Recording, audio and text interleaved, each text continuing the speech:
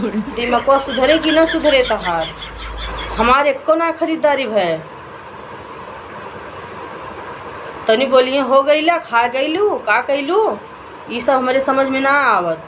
हमारे भाई अगर करे खोए तो हमें शॉपिंग करे के पैसा दे दा। करवा चौथ आए कम से कम 20,000 रुपया हमारे खाता में लगाए दा। हम कहिए से कहा थी 1 तारीख क्या 1 तारीख का करवा चौथ है, हम बढ़िया बढ़िया कपड़ा पहने बढ़िया बढ़िया रहा, लाली लिपस्टिक लगाऊ।